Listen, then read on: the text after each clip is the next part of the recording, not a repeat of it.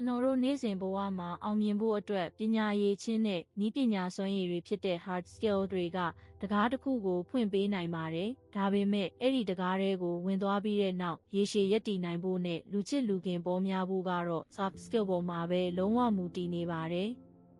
လူပတ်ဝန်းကျင်မှာနေထိုင်တဲ့အခါကိုချင်းစာတရားရှိတာသူတစ်ပါးစကားကိုတေးသေးချာချာနားထောင်ပေးတာစိတ်ခံစားချက်ကိုထိန်းချုပ်နိုင်တာနဲ့ပြဿနာတွေကိုအေးအေးဆေးဆေးဖြေရှင်းနိုင်တာတွေဟာအားကောင်းတဲ့ soft skill တွေဖြစ်ပါတယ်။ဘလောက်တော်တော်လူမှုဆက်ဆံရေးညံပြင်းနေမယ်ဆိုရင်ပတ်ဝန်းကျင်မှာအထီးကျန်သွားနိုင်ပါတယ်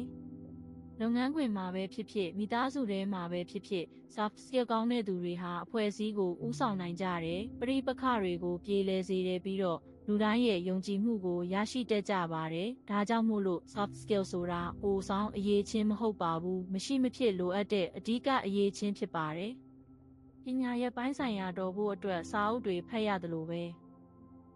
လူပတ်ဝန်းကျင်မှာအဆင်ပြေပြေရှင်သန်နိုင်ဖို့အတွက် soft skills တွေကိုလည်းနေ့စဉ်လေ့ကျင့်ပြိုးထောင်သွားကြပါစို့လို့တိုက်တွန်းရင်းညီကုန်းချုပ်အပ်ပါတယ်